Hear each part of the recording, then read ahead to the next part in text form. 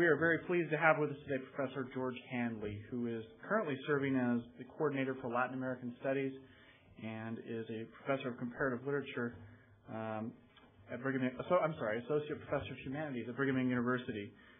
Professor Handley has teaching experience and professional experience at Northern Arizona University, Dominican College, and University of California, Berkeley, where he earned his PhD in comparative literature. He has won a number of research grants and teaching awards, and those of you who are fortunate enough to be Latin American Studies majors or Area Studies, Latin American Studies minors are already well aware with his teaching research abilities, as well as the real concern that he shows for all students, especially those who are interested in these areas. Today, Professor Handley will be speaking on Pablo Neruda's Poetics of Nature. Professor George Handley. Thank you. I know for those of you who are here as part of your class that hears these lectures, this probably will be a little different than the kind of lectures you've been having. This is going to be a humanities type lecture. That means we're going to be talking about fluffy things and not hardcore science or politics. I'm going to be talking about poetry and nature, things that make us feel warm inside. This is part of my presentation today is part of a research project I'm doing on three different poets, actually. In fact, I lectured in this class last year on Derek Walcott, who's a poet from the Caribbean, and I'm also working with Pablo Neruda, whom I'll be speaking about today, obviously, and Walt Whitman. And so and I'm interested in the three of these poets and how they see nature and in relationship to human history, specifically the history of the New World. Pablo Neruda, for those of you who sort of the Hollywood video version of who Pablo Neruda is, he's the guy who Il Postino is about.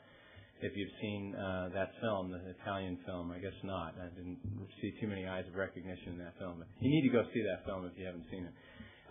But he is one of the most famous poets in the world from the 20th century. I mean, I think that's fair to say, and certainly one of the greatest figures of all time in Latin American literature. His poetry is most remarkable for its lyrical ecstasy, its constant innovation, and prodigiously prolific life. He is as well known as a love poet, a poet of nature, a political poet, as he is known as a poet of profound philosophical abstraction. He first began writing in his teens and was an instant success with his first publications, and wrote until his death in 1973, just 2 years after he received the Nobel Prize for Literature and only shortly after the CIA-led coup that left Salvador Allende, Chile's democratically elected socialist president and close friend of Neruda, dead. Neruda was born actually under a different name, Neftali Ricardo Reyes Basso Alto, and maybe that's why he changed his name. He was born near the city of Temuco, which is in the southern region of Chile, an area that at the time Neruda was born, Neruda insists was analogous to the American Wild West. He calls it our Wild West. And it's a fair analogy. The area is known as Araucanía in Spanish, which is named after the Araucaria tree, which is known in English as the monkey puzzle tree. And why don't we go to the first slide there? And actually, I'm going to need you to dim these lights so that we can. Is that working? Is it not working? There we go. It works, but the light looks like it's out. Okay. Yeah, and I apologize. Maybe we're going to need to dim it even more. Yeah. Can you do it all the way? And it needs a little focus. I don't know if that will help you focus, or we may just have to do it manually. Hold on.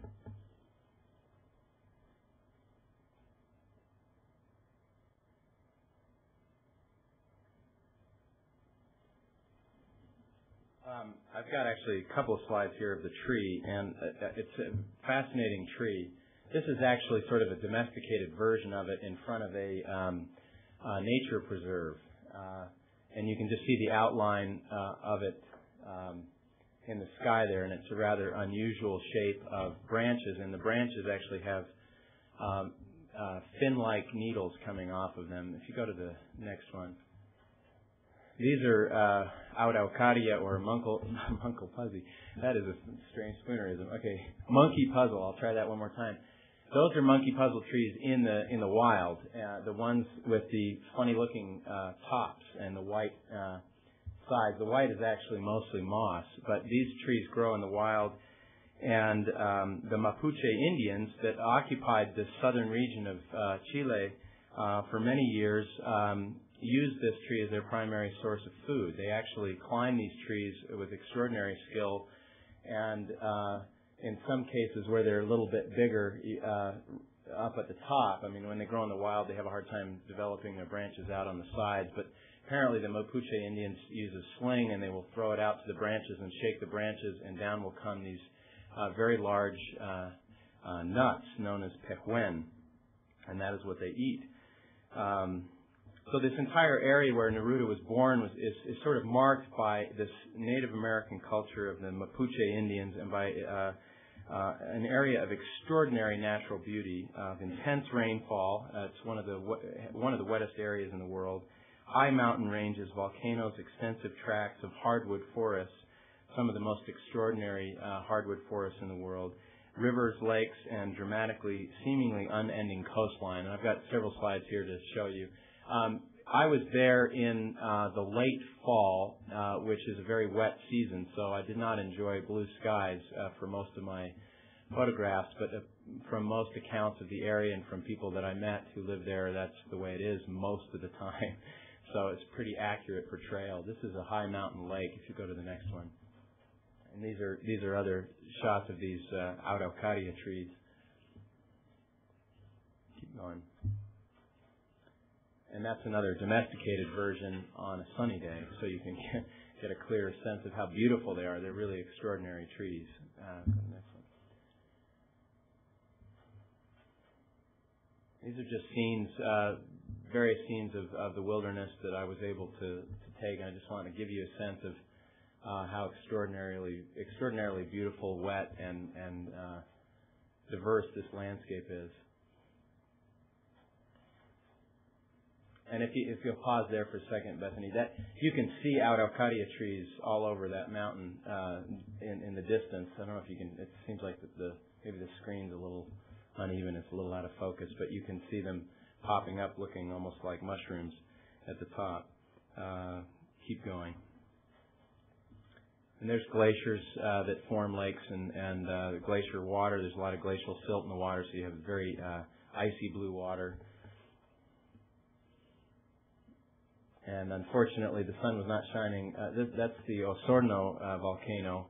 I only saw the volcanoes for about 2 hours in a 3-week trip down there, and everyone kept saying, well, there's a volcano here, there's a volcano there, but there was too many clouds to see them all. Keep going. And unfortunately, if the sun were shining, that water would be an extremely brilliant icy blue because of the silt in the water. And this is actually not in that same area, but it is.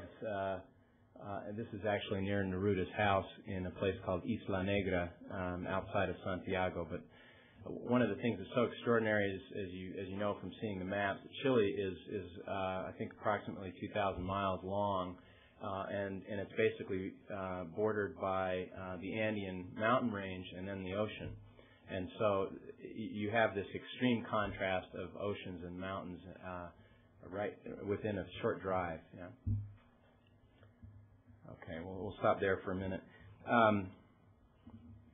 So even though the area that Neruda was raised in this southern area of Chile, still contains many unexplored and unexploited natural resources, its forests have been dramatically reduced over the last century. At such an alarming rate, in fact, that the Central Bank of Chile estimates that within 20 years the native hardwood forests will be gone entirely, including the famous alerce tree, which is known as the Chilean redwood. I don't have a slide of that, unfortunately, which in some cases is up to 4,000 years old and making it one of the oldest living organisms on Earth. The hardwood forests of Neruda's homeland are being depleted chiefly to supply Japan with wood chips, and one can witness this destruction in the port city of Valdivia, where huge shipments leave daily. It's absolutely stunning, the sheer amount of wood chips that leave, and these are most frequently taken directly from the hardwood forests.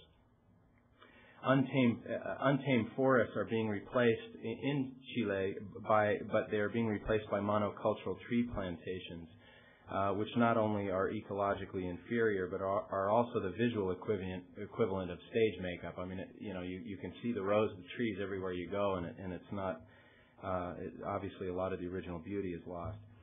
Such destruction led one American and former founder of Esprit Clothing by the name of Doug Tompkins to buy, and I mean buy, 800,000 acres of virgin hardwood forests in Chile, glacial lakes and rivers, to create the largest privately owned natural reserve in the world, a place called Parque Pamulín. And it's obviously very controversial because it's seen by some as another form of American imperialism. This guy's bought this huge piece of land. Other people think of it as the most extraordinary act of altruism and generosity because he spent millions of dollars to get this land and to protect it and run it as an educational wilderness area. This area, La Frontera, or the frontier, was controlled by the Mapuche Indians from their revolt against the Spanish in 1599 until their reconquest by the Chilean government in 1883. It's one of the most extraordinary stories of Indian rebellion, successful Indian rebellion in the history of the conquest of the New World. So 1883 is not long before Neruda is born. I think I forgot to double check on that. I think it's 1903 or 1904. Neruda, in other words, was born into a land only recently settled by the Chilean people in a region totally foreign, untouched in its raw and incredible nature, but whose modernization was facilitated and accelerated by the arrival of the railroad for which Pablo Neruda's father worked, and that explains the arrival of his family there. The only areas that remain relatively undeveloped in this southern part of Chile are the areas of greatest Mapuche influence. And I'm not talking about the very southern area of Patagonia, which is still filled with lots of wild areas, but if you sort of have a mental map of Chile, it's about 2/3 the way down the map. This is still the coastline near his house in Isla Negra. If you can go to the next one. Keep going. Okay. This is an extremely dramatically beautiful place, but it's very forlorn and undeveloped and fascinating. This was the area of Chile. This is where Neruda first saw the ocean, and this is an area to this day that's very much populated by Mapuche Indians and is not very well developed. There's actually a Chilean film from 1983 called La Frontera that tells a story about the 1960 tidal wave that occurred in this part of Chile and actually created a huge lake. And this is the opening where the tidal wave came through. If you go to the next slide. And this is pretty much the scene you would have anywhere you go. And in the distance there, you can see very straight lines of trees, which are the tree plantations that have been used to try to repopulate the area with the original vegetation. So keep going there. Stop there. And these would have been the kinds of trains that Neruda's family would have seen in the early days of the settlement of this area. Now, Neruda changed his name, as I mentioned, and left this area of Temuco and his family to pursue the life of the romantic poet in the city of Santiago. And that is now an established pattern for many writers of the southern region of Chile who come to the busy metropolis of Santiago to participate in the literary scene. And every poet, I met many poets in Santiago who came from that southern area, and I just was flabbergasted that they would have ever left. They explained that there really is not a lot of career opportunities unless they come to the city. So one can only imagine the sense of loss and nostalgia and longing that such departures cause because of the abrupt break from overwhelming natural beauty to the grime of city life. And this was true in his early life for Neruda. I mean, he writes about this experience as well as it is today. If you'll show the next two slides. These were the only 2 days that the sun was shining in Santiago, or only day that the sun was shining in Santiago. And Santiago is famous for its pollution, although that has improved recently with some new measures on their bus system, exhaust problems. But it actually looks a lot like Salt Lake City on a day of inversion most of the time. And your eyes will sting and you'll feel the pollution in the air. If you go to the next slide. Okay, stop there for a minute, actually, if you go back. Pablo Neruda's poetry, especially as he grew older, grew more and more affectionate and sentimental for his origins, for his family, for the rainy land of Temuco and its haunting forest, and one place in Temuco called Cerro Nielol, which is a Mapuche word, which is a national monument. It's basically a hill in the middle of Temuco that remains as a reminder of the vegetation that once covered the region. If you can go to the next slide. This is actually on top of the hill, and that tree is a monument. That is a Patagua tree that marks the signing of the treaty between the Chilean government and the Mapuche Indians in the 1880s to integrate the Mapuche people into the government. But the entire hill is covered with this dense vegetation, which you can't find anywhere else in the area because of the incredible lumber industry that has basically taken everything away. And Neruda did hike this hill and wrote about it. If you go to the next one. And this slide and the next one, if you just go to the next one, this is sort of downtown Temuco, which is a kind of run-of-the-mill, middle-class city of sizable proportions, probably comparable to Provo. And this is actually the street where Neruda would have grown up on from most accounts. It's actually kind of extraordinary that there isn't this huge monument at his home in Temuco, but there's only rumor as to which house it was. In Neruda's descriptions of his origins, he emerges. He sees himself emerging from a kind of Garden of Eden, a natural world in Temuco, almost with his pen in hand. In his memoirs, he wrote, for example, quote, "Under the volcanoes, beside the snow-capped mountains, among the huge lakes, the fragrant, the silent, the tangled Chilean forest, my feet sink down into the dead leaves, a fragile twig crackles, the giant rauli trees rise in all their bristling height. A bird from the cold jungle passes over, flaps its wings, and stops in the sunless branches. And then from its hideaway it sings like an oboe." Later on in the same passage he says famously, "Anyone who hasn't been in the Chilean forest doesn't know this planet." He describes an overwhelming sense of solitude and loneliness in the natural world around him, and frequently in his writing, something that paradoxically seems to have caused him to seek the embrace of the world of the city. And it was literature that accompanied him on his journey away from the natural world and into human society. He writes, "Along endless beaches or thicketed hills, a communion was started between my spirit, that is my poetry, and the loneliest land in the world." If you go to the next slide. "This was many years ago, but that communion, that revelation, that pact with the wilderness is still a part of my life." This is the same stretch of coast that I just showed you, but looking north, and the weather was changing about every 5 minutes, so I was kind of running around frantically trying to keep my camera dry and take pictures of this area. And this is a very lonely place. You know, it was in a travel book that I had, and they said there was a place that I could stay. And I wandered around the town for a good hour or so before I even saw another human being come out and talk to me. He wrote this about this very stretch of coast. "The first time I stood before the sea, I was overwhelmed. The great ocean unleashed its fury between these two big hills," and this is one of the hills to the north.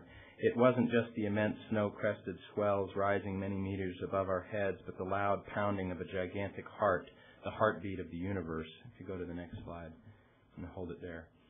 Yeah, that's the other side of that opening that I was describing earlier, and this is the beginning of a lake that was created by this tidal wave known as Lago Budi. And yet he also recognizes, Neruda does, that it is literature, not the companionship of the wild, that soothes the pains of his solitude. He wrote, "How lonely a small boy poet dressed in black feels on the vast and terrifying frontier wilderness. Little by little, life and books give me glimpses of overwhelming mysteries."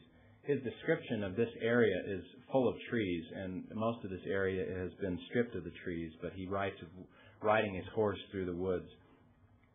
Paradoxically, it is when he arrives in Santiago that he realizes that poetry will now become the vehicle by which he transports himself back to the wild.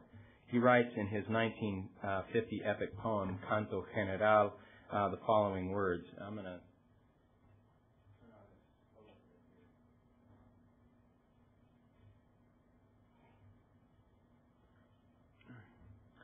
And most of these translations, by the way, are not my own, although I did adapt a few of them. But this is a translation by Jack Schmidt. The entire Canto General, which is one of Latin America's most important works of literature, is available completely in translation, in a very successful translation, I might add. Then I arrived in the capital, vaguely impregnated with mist and rain. What streets were those? The clothing of 1921 pullulated in an atrocious smell of gas, coffee, and bricks. I circulated among the students, bewildered, concentrating the walls within me, seeking every evening in my poor poetry the branches, the raindrops, and moon that had become lost.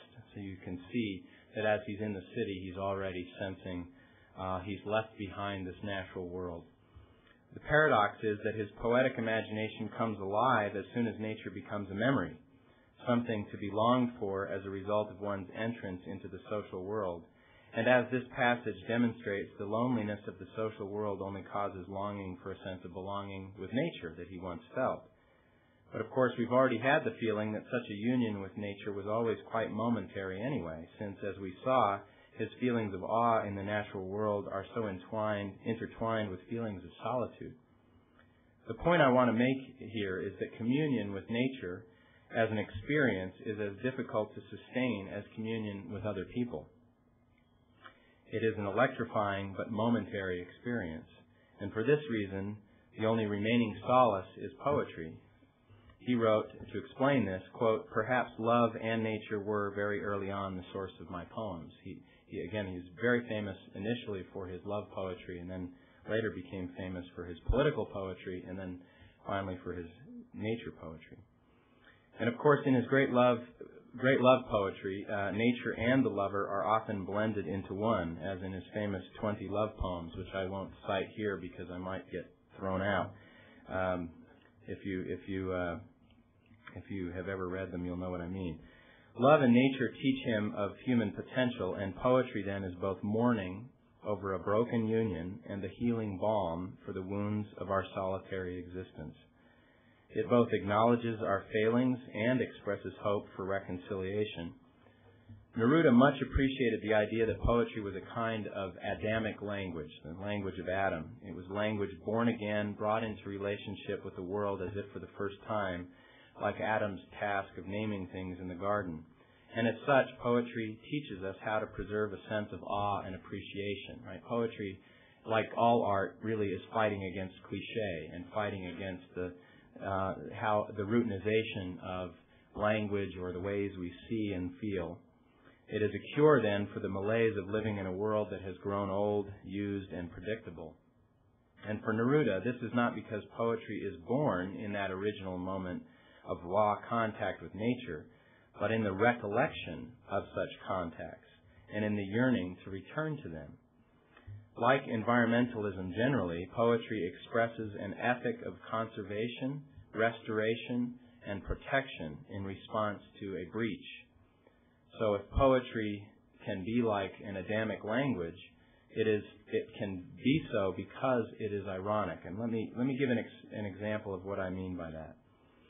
In his prologue to his memoirs that were published posthumously, he confesses that all of our memories are inevitably the work of the imagination, a poetic creation, not a documentation of the past. By implication, all thinking is potentially poetic, made new because of the paradoxical inevitability of forgetting that accompanies all our efforts to remember. Let me give you a passage here.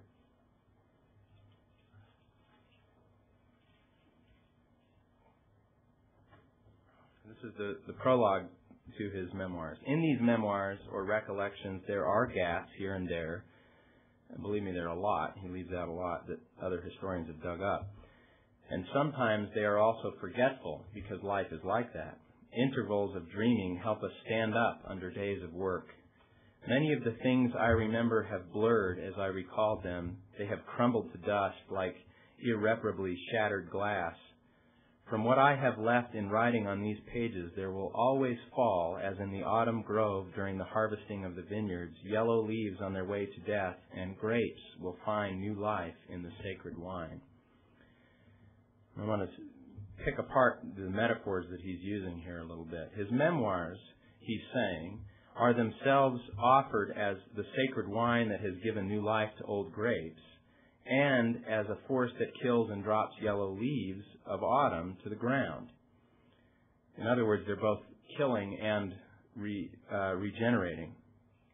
Neruda's memoirs are a poetic language which, although promising regeneration, cannot entirely escape the inevitability of continued amnesia and death.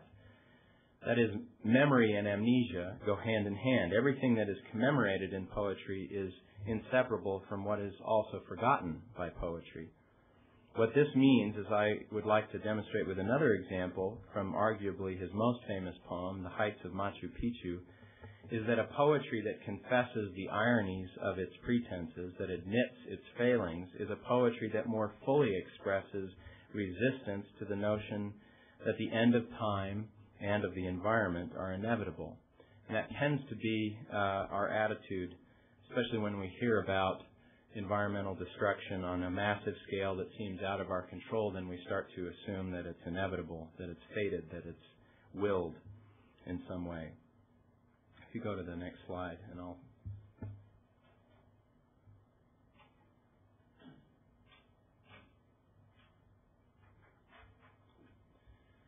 I'm very proud of these slides. I took these in 1986 when I was still a missionary. I didn't serve in Peru, but my parents came to pick me up and took me to Machu Picchu, and had the opportunity to have this experience of visiting these incredible ruins. What is so poetically meaningful about the ruins of Machu Picchu for Neruda, who by the way, he visited these ruins in 1943, I think it is. They were discovered in the 1920s. And they were really, when they were initially discovered, and even one supposes in the 1940s, they were not well excavated. I mean, they were excavated in the 1940s better than they obviously had been when they were originally discovered, but they were not as bare and exposed as stone structures as they are today. They would have been covered quite extensively with vegetation. And some of the photographs from Neruda's visit there seem to indicate that. He was astonished when he saw these ruins. They represented to him an ancient past that distinguished Latin America from Europe and from the United States. And such realizations have been common in Latin America in the 20th century, when a lot of different writers and artists discovered the ancient past, and the ruins of ancient Latin America became a way to argue for cultural and political independence.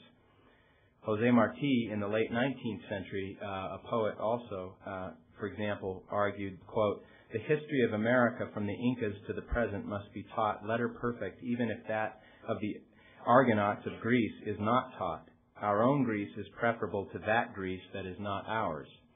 Unfortunately, I think Jose Marti's vision of an American, that was what he believed would be the role of an American university, that is, a university in the Americas.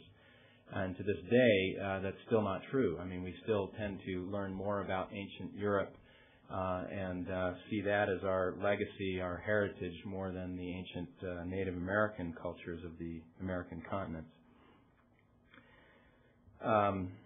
Neruda's vision of this past, if you could go to the next slide, Neruda's vision of this past is not so dichotomous as it is for Jose Marti. He's not simply saying, well, it's either Greece or it's Native America. because the ruins, there's a problem that the ruins of Machu Picchu presented to him. The ruins represented shame to the poet, since Neruda could not completely decipher their meaning, nor anyone else for that matter. In other words, there's all kinds of guesswork. Obviously, archaeologists have gone in to do more responsible guesswork about what ruins have meant and what the Maya culture or the Inca culture really believed and how they lived their lives and so on and so forth. But to a poet like Neruda, seeing these ruins, they represented a story that he couldn't tell, he didn't understand, couldn't read. And because of his own, and that's because he was inevitably a Westerner, of Western European culture and orientation. And that was a result of a long process of colonialism that had erased so much historical continuity from pre-Columbian times into the colonial era of Latin America.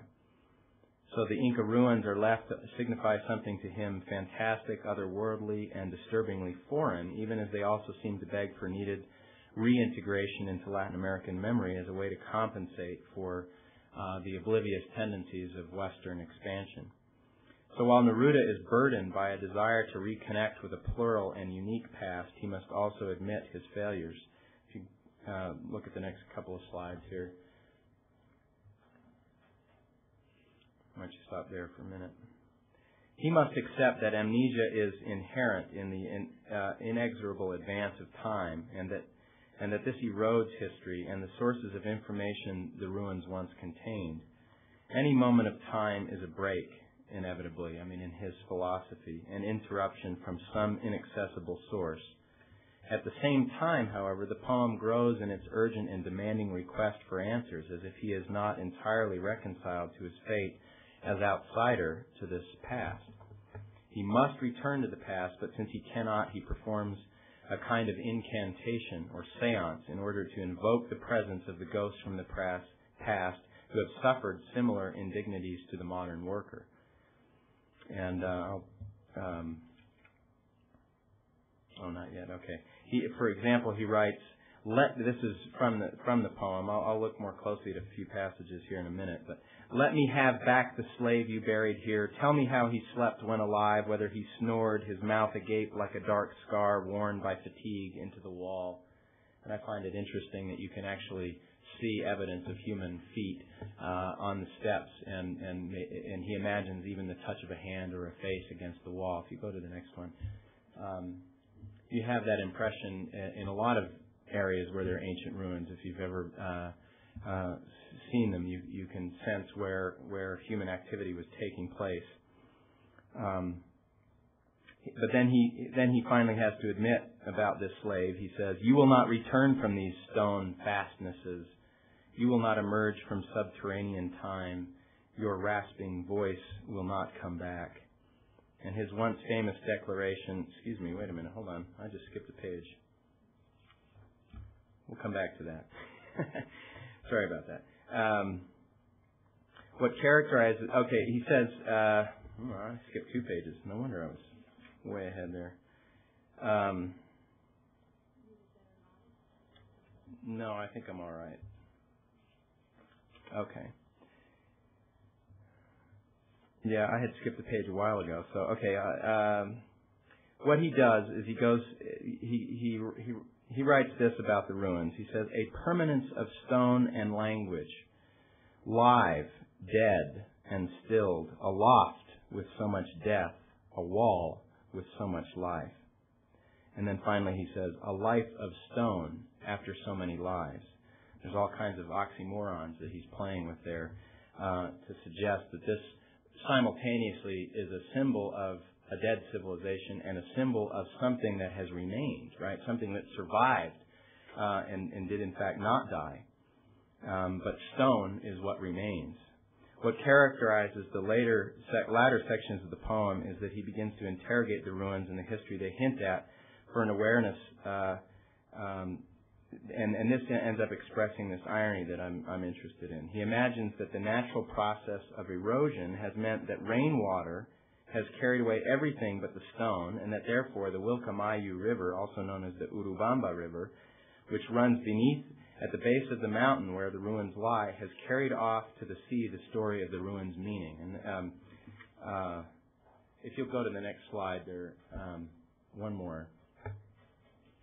This is actually a photograph from the 1920s of the Urubamba River that runs along the base of Machu Picchu by an Indian photographer by the name of Martin Chambi, whose photographs are absolutely stunning.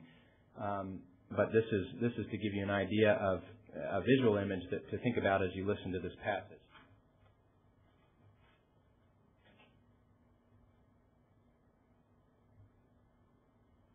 And I'm sorry I can't do the slide and the overhead at the same time.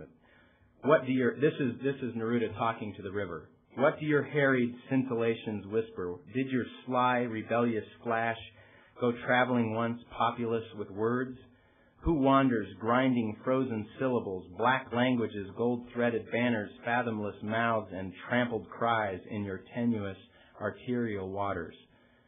So he's really irritated at the fact that ecological cycles make it necessary and inevitable that human history is going to be dragged away by water, and it's going to be brought out into the ocean, and all that's going to remain behind aren't the textiles, aren't whatever implements the bones and flesh of the people, but in fact just the stone. These regenerative forces of nature, we normally think of ecological cycles as regeneration. He's also saying that they become complicit in inducing amnesia. All natural life, therefore, potentially signifies the ruin and death of human memory. And so while nature might offer itself to the poet as untamed and unnamed, its very historical innocence is precisely what renders the story of Latin America's past illegible. So he has no answers for his many questions and therefore must contain his enthusiasm. He warns against the all-embracing impulse of an American love. He says in the next passage there, avoid adoring this sunken head, let time fulfill its measure in its lounge of interrupted sources. He must accept the amnesia that is inherent in the inexorable advance of time that erodes history. And that's the part that I read already. So we're going to skip. And then I mentioned this passage about the slave, right? He then interrogates about the slave. And this, by the way, is a translation by a poet, and the translation is trying in its own right to be poetical. And the poet, Nathaniel Tarn, had a much more beautiful phrase for the second stanza there, let time fulfill its measure in its lounge of interrupted sources, but I changed it because the original meaning was lost. And I think what he's getting at is this idea that time in and of itself inevitably means there's some interruption from some previous source, some original source that can't be accessed any longer. And then finally he says here, your stony voice, I think Nathaniel Tarn translates that as your rasping voice will not return, but it's no volverá tu voz endurecida, your hardened voice or your voice that has become hard like a stone. And then these last two lines, these are just sort of taken from the last section of the poem for your benefit, but these are very famous lines of the poem, and they're very problematic. I come to speak for your dead mouths. Right, which is a way of saying, I'm a prophet, I'm a mouthpiece, I'm going to speak your history. And then finally he says, the last line of the poem is, speak through my words and through my blood. What I want to point out is that in the Spanish, por, and if you remember your Spanish 101, you learned the difference between por and para. How many of you have taken Spanish 101 or know the difference between por and para? Okay, some of you, not all of you. It's a very important issue in early Spanish, because they both mean for. But in the use of the word por here, por can have several meanings. And one of them is that it can mean for or in behalf of, but it can also mean in the stead of. Or it can also mean through. So it has a variety of meanings. And what makes this interesting is that he both claims that his poetic voice intends to be the mouthpiece of the past, and that he stands in as a substitute for their absence. But he also says, when he says, speak through my words and through my blood, that could also mean speak instead of my words and instead of my blood. In other words, I'm going to shut up and you talk, since obviously as a poet in in the contemporary world that I'm in, I can't speak this, right? And he's begging them to speak instead of him. So he's wishing he were quiet and he were hearing something else other than his own voice. So we're left wondering whether he is asking the dead to speak instead of him or if he will speak for them. But in either case, we know he has failed because he never even attempts to represent their voices, and the poem is a tribute to the suffering of the dead and a lament at its failure to do so successfully. The poem's failure is instructive because it stirs in the reader an affection and an imagination on behalf of an eclipsed past and on behalf of untold sufferings. The poem moves us because of its audacious love and its relentless pursuit of the past despite the reality of amnesia. It neither accepts that amnesia means that memory no longer has to do its work, nor that memory can override the ruptures of history that characterize so much of New World experience. I'm going to skip ahead a little bit here. In the latter part of Neruda's life, he becomes less worried about social issues and political issues and more obsessed with nature. In fact, when I was in Santiago, I was able to access his library that he had left with the National Library there. And he has hundreds of the most extraordinary natural history books, some of them ancient, written in Latin by cosmographers of the old world, and some of them very contemporary and specific about Latin America generally or Chile specifically. He was especially interested in shells and in birds and geology and marine life. And those all also happen to be the four areas of the main sources of the Chilean economy. Agriculture, forestry, fishing, and mining are the main sources, and potentially the main threats to the environment. So it's interesting that he turns to these areas of interest to him. And it was perhaps with the sensation of discovering these stony ruins, the stony permanence of ruins underneath the thick vegetation of Machu Picchu, that led him to believe that all human life in the long run would end up as stone. I remind you of the phrase, a life of stone after so many lives. While stones might be in the shorter term resistant to the vegetation, the law of geology dictates that all things will come down and eventually become stone, right? All vegetation even becomes fossil. So you'll go to the next slide. Keep going. Yeah, this is, just leave it there for a second. This is back at his home in Isla Negra on the beach. And this is a different kind of a life of stone after so many lives that is natural along the beach. If you've ever been to Monterey, California, this area, coastal area outside of Santiago is pretty comparable, I think. Such a geological conception of time, drawn out, irrevocable, functions much like our idea of the plan of salvation because it helps us to put things into perspective, to heighten our awareness of our limitations as human beings in a broader world of creation that includes all life. Late in his life, he turned to stones and wrote a fascinating but little-known book called Piedras del Cielo, stones, I think it's translated as Stones of the Sky.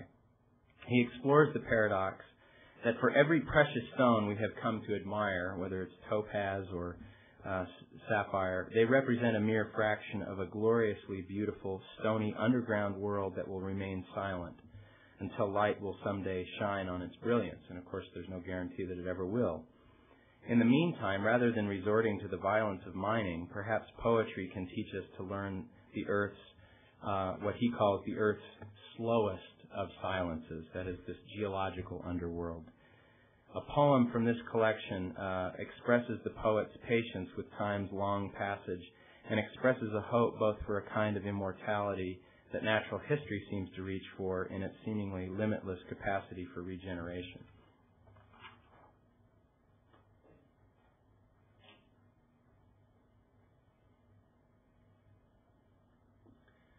Long lips of marine agate, mouths lined up, blown kisses, rivers that arrested their blue waters of steady stone song. Sorry, that's supposed to be song. I know the highway along which one age passed into another until fire or plant or liquid was transformed into a deep rose, into a spring of dense droplets, into the inheritance of fossils. Sometimes I sleep, I go back to the beginning, falling in midair, wafted along by my natural state as the sleepyhead of nature, and in dreams I drift on, waking at the feet of great stones. What this poem, I think, expresses is perhaps the lessons Neruda's nostalgia about the environment of Temuco taught him.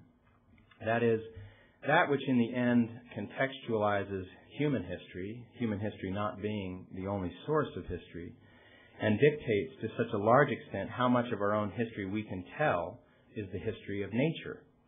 And for this reason, his poetry finally yearned to join the story of the earth itself rather than simply the story of his fellow man.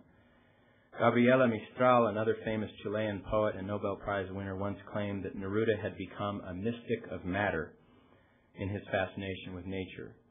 In Santiago, I mentioned his fascination with shells, birds, trees, and marine life. And in other words, I think what his poetry speaks here is a voice of warning in its appreciation of that which must be both mourned and celebrated. And we can only hope his poetry can tip the balance in favor of the latter, that is, in favor of celebration rather than mourning over what nature no longer can offer us. And in conclusion, I'd just like to show you this last slide.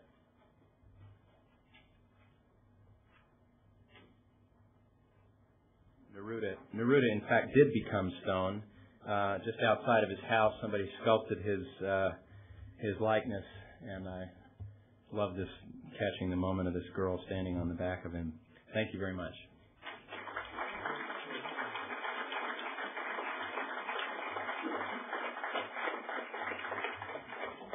I'd be happy to answer questions either right now or informally, whichever you would prefer. I don't know if anybody has any. Yeah.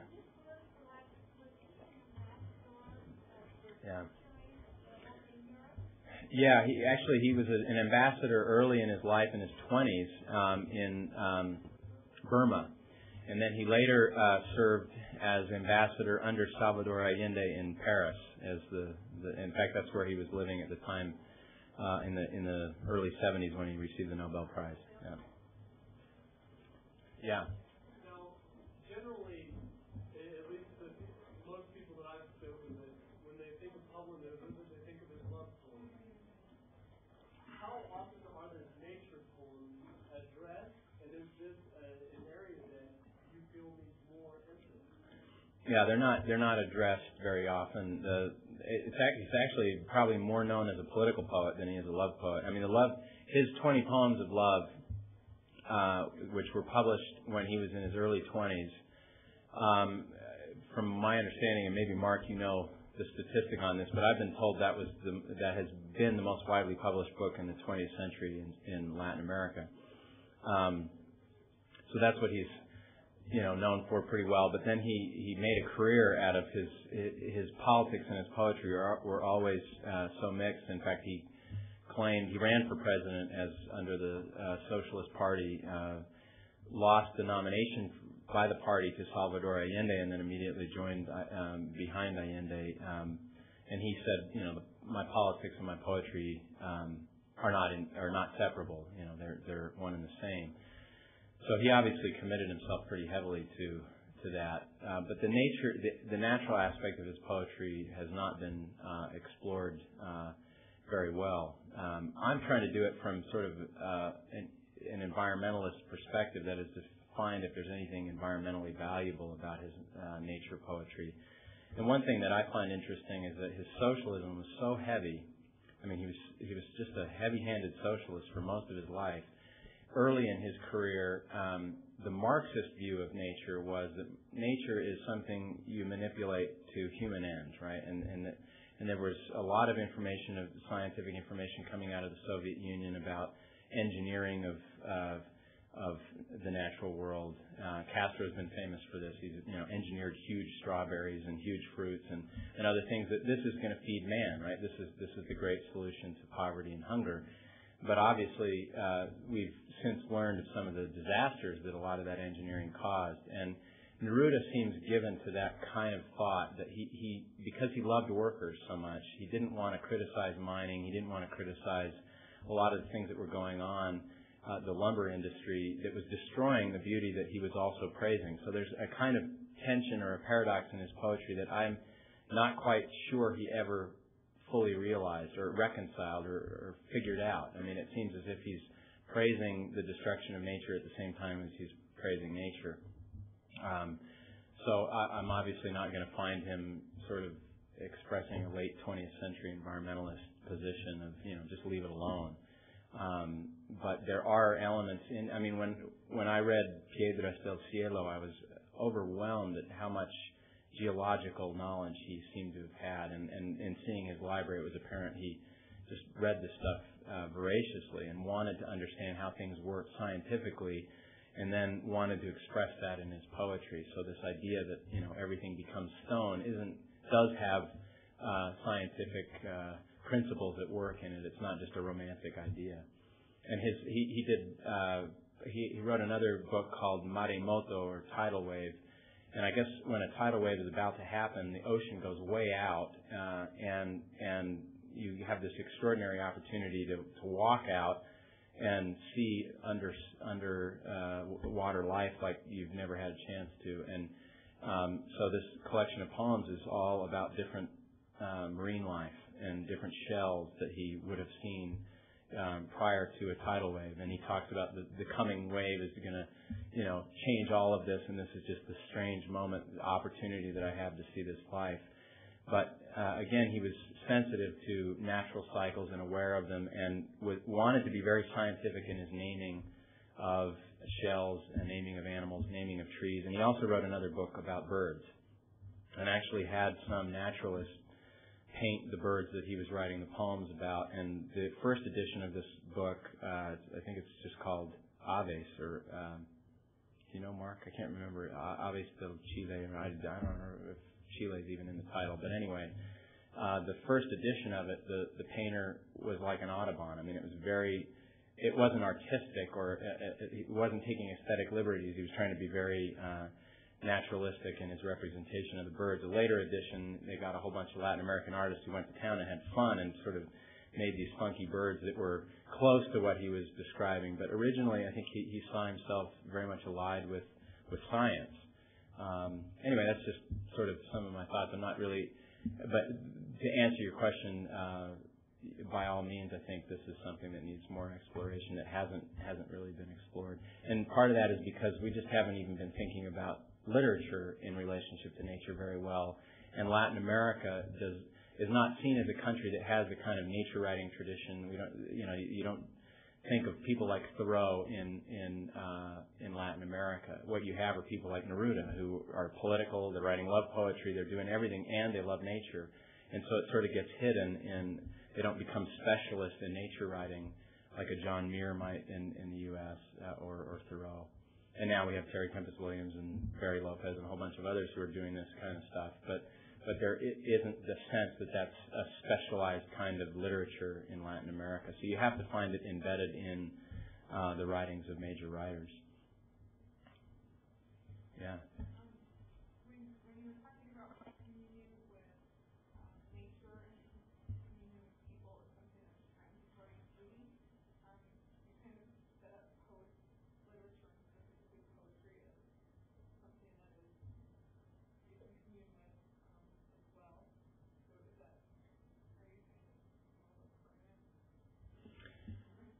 That's a good question. I don't know the answer to that. I think what I was trying to say is that poetry is a kind of an honest expression or admission that the communion that one experienced didn't last as long as we had hoped. I mean, I suppose, in a theological sense, poetry wouldn't be necessary if there was perfect communion. I don't know. That's sort of the odd question. Is there art in heaven? I don't know. But if poetry seems to express an awareness that something was broken, and it seems to want to recapture that brokenness somehow. So it seems to be a soothing, I think I've said it was a soothing balm, right? It just seems to sort of help us through that awareness. It's a kind of, I think of it also as a kind of repentance or a desire to want to go back and fix things. Derek Walcott talks about this in his Nobel speech. He says that, if I can remember the phrase, he says, the love that puts a vase back together after it has been broken is greater than the love that took its symmetry for granted. So if you're looking at something whole and entire, you don't realize how great it is that it's whole and entire, right? You don't know how great it is to be a child and feel happy in the woods until you're no longer a child and no longer happy, and you're no longer in the woods, right? And then you start saying, wouldn't it be great to go back to be in the woods again?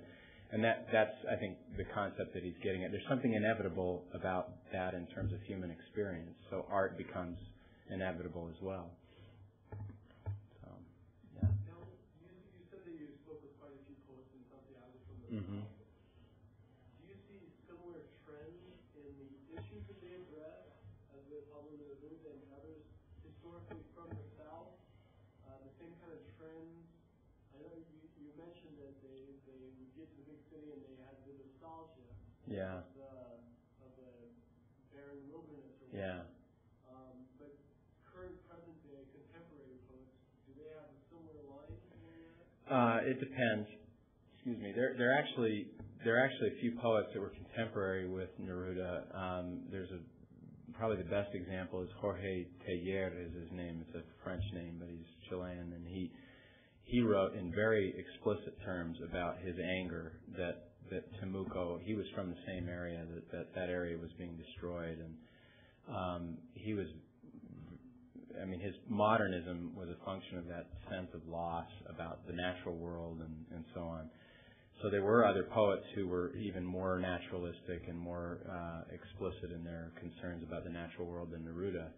I'm sort of speaking anecdotally. I can't speak exhaustively, but in fact, every poet you meet in Chile gives you a copy of their book. I mean, every third person is a poet, and every third poet has a book for you to sign and dedicate to you, and you just feel stupid because all I could give them was my business card. It's like, here, I'm a professor. I don't have a book of poetry for you, but.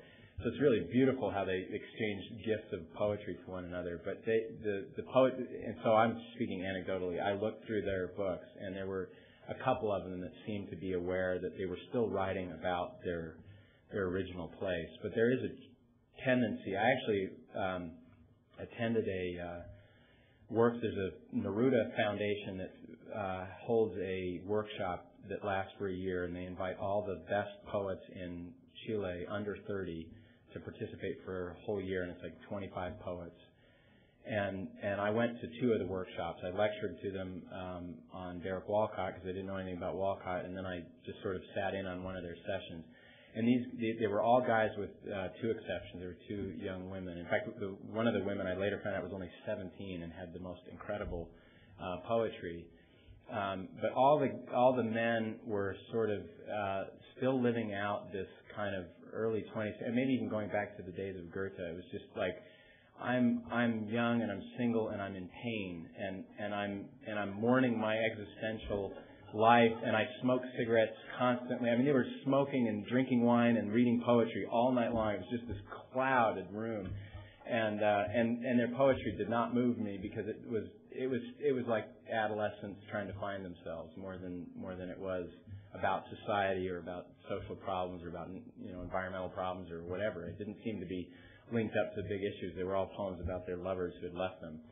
So that was my sense, is there's still that problem. And a lot of the scholars that I talked to said, this is an issue in our culture. Here we have these enormous and incredible natural resources, and there is not yet a culture of concern about that. And writers don't see themselves to be any part of that. One poet from this area, who was not bad like these other ones, he was phenomenal. He won this big major prize in Spain. He took me up a canyon and we went for a hike.